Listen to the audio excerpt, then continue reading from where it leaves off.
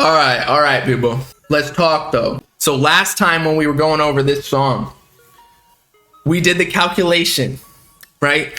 It was $15,000 originally for this song, and it was like 45 seconds, give or take. Let's give it 60. Let's give it a 60-second because Uzi also sang on the chorus. Okay? Now, that came out to like $250 or something.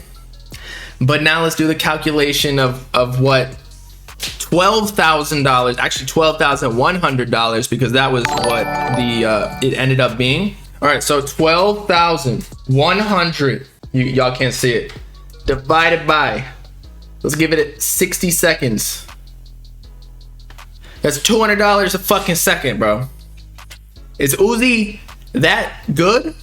I mean, yeah, he is. Here's how I justify it. Some of these dudes must not go to concerts and shit. And so maybe you're saving up all your money from your mom's allowances. And instead of going to concerts because the whole world has been shut down, you just pay that $200 ticket that would have taken you to Rolling Loud or something, even though an Uzi concert probably wouldn't cost that much. It'd probably be like 50 to 150. And there would be like a stadium, there'd be like different seats. You could go up to like 300 if you go like backstage and shit. But anyway, so they're just using it as like their contribution to the show that they would have gone to for Uzi, but it's quarantine. That's how I'm justifying it. I know it's really just because these dudes who pay for the leaks just don't get bitches. That's all it is. Let's talk about why, because I saw some people on Twitter. Not that I'm really on Twitter anymore. If you've noticed, I don't fuck with Instagram and Twitter anymore. It just gets too toxic. I like to talk to y'all on Twitch and YouTube, and that's about it, because I feel like everybody just gets canceled on Twitter and Instagram so easily just because it's so hard to describe what you're trying to say. Anyway, the reason that this song had to leak was because it was never going to release. People were saying like, Baby should have dropped this and shit, but Sting, if you're gonna blame anyone why this song didn't drop, it's because Sting owned, like, I don't know what it was, I don't remember the articles, but they sued Nick Mira for, interpolating his song Hard on My Guitar. I don't know what it was called off the top of my head, but they own like 80 to 95% of the song or something, so like it literally would cost them money to drop this, so why not just leak it, So Sting, blame Sting. Somebody go get a fucking beehive, pour honey all over this bitch Sting, because it's an old dude, and just throw the beehive at him, or like while he's in his car, like strap him with a bunch of seat belts so he can't get out of the car, and just throw the hive in there, and it's like a hot box full of bees. That's a good idea. And then yeah, Yellow Card also sued Juice WRLD, but that was a different song, I believe. Or no, that was also the same song. You're right. That was for the vocals though. So Sting sued 85 or whatever, however much percent for the beat. And then Yellow Card, after Juice WRLD passed away, wanted some for the vocals, which it did sound kind of similar in some aspects, but fuck it. It's rap.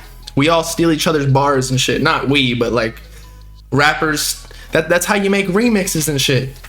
Sometimes there's going to be a point in music where like you gotta steal from other people, because think about 1,000 years from now, if the planet is even alive, there's gonna be so much music out that you can't even make one single note without another person coming out like, oh, you stole my flow. Everyone's gonna be fucking Soulja Boy out here. So Yellow Card dropped the charges, but then they sued him again, and then they dropped it again, and then I think they sued him again and then dropped it. So I think they're over with now.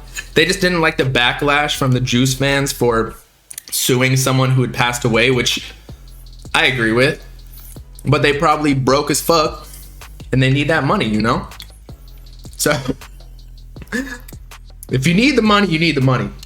That was at the beginning of quarantine. Actually, it was right before quarantine, so they probably got a PPP loan and a stimulus check. So they probably cooling now. They probably invested in Cardano. All right. So what somebody said in chat, Dat Dane Doe. Shout out Dat Dane Doe. He said, check season Twitter, yo. He might be saying Juice and Uzi had beef. I hope not.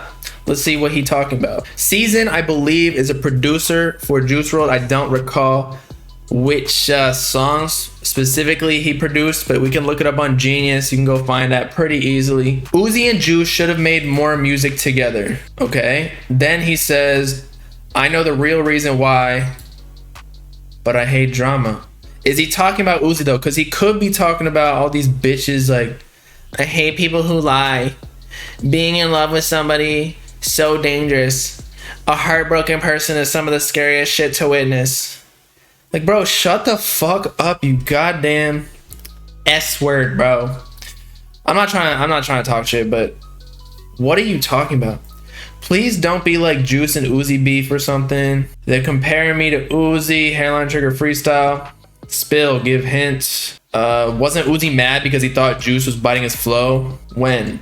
I don't know, I just heard it somewhere. I'm pretty sure you heard from Taz that the label wouldn't sign Juice because they thought he was a Uzi clone when he sent a song pack. Yes, that is true.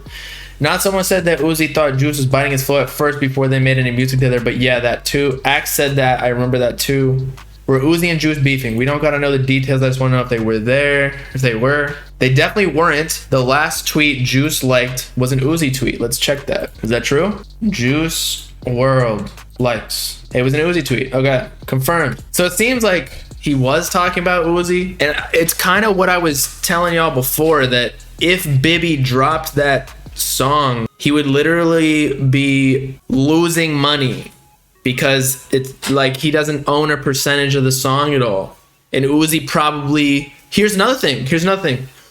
Uzi probably wants, you know, like however much money. Remember he got in a beef with Shy Glizzy a few months back. This was like way back during quarantine, even though we kind of still in it.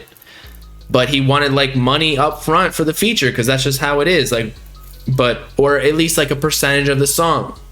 So if Uzi is negotiating, or his manager, Rock Nation, is negotiating for a percentage of the song, and there ain't no percentage to give because Sting and Yellow Card or whatever that band was called already own the whole song basically, then Uzi probably don't want to fucking drop it, you know? And it could be true that maybe Uzi behind the scenes didn't, but the thing is, Juice and Uzi were gonna drop a whole tape together, weren't they? Also another thing that, so Season was talking about why Uzi and Juice didn't make more music. Of course, he passed away, so like you can't make more music. So that could be an element that Uzi just doesn't want to put random verses on songs because that's, maybe he doesn't respect that, like posthumous music. Because I haven't seen Uzi on any posthumous artists, like not an X. And remember, Uzi and X were supposed to be on a song together. Cleo, or at least, was trying to get him on a song, but I think he said no. And so he probably said the same thing about Juice WRLD, not wanting to hop on that. Or when Juice WRLD was alive, there could be a competitive element, considering, you know, Uzi was really one of the first people to go mainstream in the emo rap lane. Then Juice WRLD came up, he started doing big things, and then, you know, Uzi was probably like, oh, I don't want to like have to hop on a feature who is bigger than me because Uzi's that dude, right? It's there's no disrespect in it, but that's how I would feel. And yeah, the song was old as fuck. It was like from 2018 or something, like right after Lucid Dreams dropped. And then after that, they were supposed to do a whole collab tape, Uzi and Juice.